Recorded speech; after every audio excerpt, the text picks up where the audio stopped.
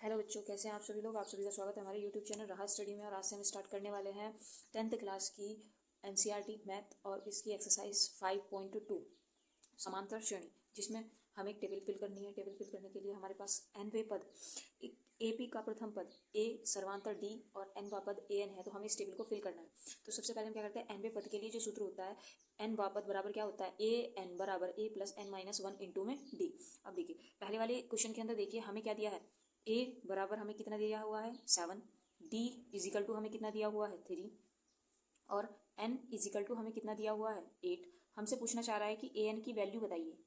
हमसे पूछना चाह रहा है ए एन की वैल्यू। अब हम इस फॉर्मूले में पुट करते हैं सभी वैल्यू को और ए एन की वैल्यू निकालने की कोशिश करते हैं। देखिए ए एन इजिकल टू ए की वैल्यू मुझे कितनी दी हुई है 7 प्लस एन की वैल्यू मुझे कितनी दी हुई है 8 माइनस 1 इंटू डी की वैल्यू मुझे कितनी दी हुई है 3।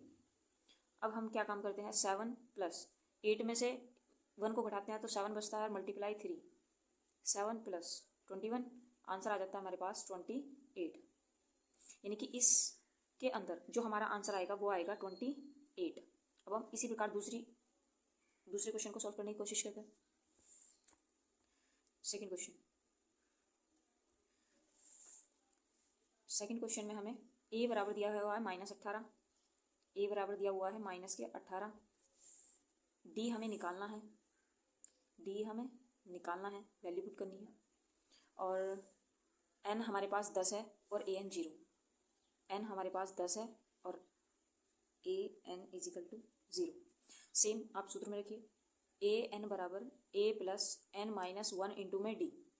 तो ए एन हमारे पास कितना दिया हुआ है 0, ए हमारे पास कितना है -18 प्लस एन की वैल्यू हमें दी हुई है 10 माइनस 1 इंटू में डी हमको निकालना है। ये माइनस की संख्या है 18, बराबर किधर जाते हैं किसकी हो जाएगी, प्लस की हो जाएगी। बराबर 10 में से 1 चला जाएगा तो 9 बचेंगे और 18 divide by 9 is equal to D. 9 से हम इसको काट देते हैं तो हमारे पास डी की जो वैल्यू आती है वो आती है 2।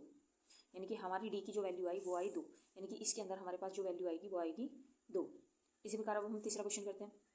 तीसरे क्वेश्चन के अंदर हमें ए निकालना है, डी -3 दिया है, एन 18 दिया हुआ है और ए एन -5। देखिए थर्ड क्वेश्चन में हमें ए हमको निकालना है, डी हमें क्या दिया हुआ है -3, एन दिया हुआ है हमारे पास 18 और ए एन दिया हुआ है हमारे पास -5। ये हमें क्वेश्चन के अंदर दिए हुए हैं। चलिए अपने फॉर्मूले के अंदर रखते हैं, ए एन बराबर a plus n minus 1 into में डी। ए एन दिया हुआ है -5, ए मेरे पास निकालना है, एन दिया हुआ है 18 माइनस 1 इंटू में और डी की वैल्यू दी हुई है -3। ठीक है, -1। अब -5 बराबर ए प्लस 18 में से 1 गया 17 और गुणा करनी है -3 से, तो -5 बराबर ए माइनस 17 दिया 51। अब ये इधर माइनस का है, इधर आके प्लस का हो जाएगा, तो -5 और +51 इजिकल टू ए। अब हम इसमें से घटा के लिख सकते हैं, कितना बच जाएगा हमारे पास 46। तो ए की जो वैल्यू आई वो आई मेरे पास 46। अब इसका जो आंसर आया है हमारे पास, इसका आंसर आया है 46। बस 2 क्वेश्चन और बचे हैं, 2 क्वेश्चन और कर लेते हैं। चलिए और अब क्वेश्चन नंबर 4 अपना सॉल्व करते हैं। 4th क्वेश्चन क्या है हमारे पास, हमें ए बराबर दिया हुआ है -18.9 और डी बराबर मुझे दिया हुआ है 2.5 और एन मुझे निकालना है और ए एन मुझे दिया हुआ है 3.6। ठीक है, वही अपने फॉर्मूले में पुट करते हैं, ए एन बराबर a plus n minus 1 into में डी। अब ए एन क्या होता है, मुझे कितना दिया हुआ है 3.6, ए बराबर मुझे दे रखा है -18.9 प्लस एन मुझे निकालना है और डी की वैल्यू मुझे दी हुई है 2.5। अब हम क्या काम करते हैं, ये बराबर के इधर माइनस का है, बराबर के इधर लेके चले जाएंगे तो प्लस में चला जाएगा। 18.9 इजिकल टू एन -1 गुणा में 2.5। इसको इसके साथ ऐड करते हैं तो ये आ जाएगा 22.5 एन -1 गुणा में 2.5। अब ये गुणा की चीज़ है, तो ये भाग में जाएगी, भाग में लेके जाते हैं। 22.5 बटे में 2.5 बराबर n-1 पॉइंट से पॉइंट हटाते हैं, ये 9 बार कट जाएगा, 25 नंबर 225 और n-1। तो n इजिकल टू इस माइनस को बराबर के इधर लेके चले जाते हैं, -1 को तो हो जाएगा +1। तो n बराबर हमारे पास कितना हो जाएगा 10, यानी कि हमारी n की वैल्यू कितनी आ गई 10, यानी कि हम यहाँ क्या पढ़ सकते हैं 10। चलिए इस टेबल का लास्ट क्वेश्चन 5 क्वेश्चन। को करते हैं। हमें क्या क्या दिया हुआ है, ए बराबर हमें दे रखा है 3.5, ए बराबर हमें दे रखा है 3.5, डी बराबर 0 दिया हुआ है, डी बराबर 0 और एन बराबर 105 और हमें ए एन की वैल्यू निकालनी है। सेम क्वेश्चन है, सूत्र में रखते हैं ए एन बराबर a plus n minus 1 into में डी। ठीक है, ए एन हमें निकालना है, ए हमें दिया हुआ है 3.5 प्लस एन की वैल्यू दी हुई है 105 माइनस के 1 गुणा में 0। A n is equal to 3.5 plus 105 में से 1 चला जाता है तो 104 बचता है और ये अब 0, 0 की गुणा किसी से भी कर ले वो संख्या में 0 ही होता है, तो प्लस में 0, यानी कि ए एन की वैल्यू हमारे पास आ जाती है 3.5 आंसर। यानी कि हम यहाँ क्या भर सकते हैं 3.5। अब हमारी टेबल हो चुकी है फिल।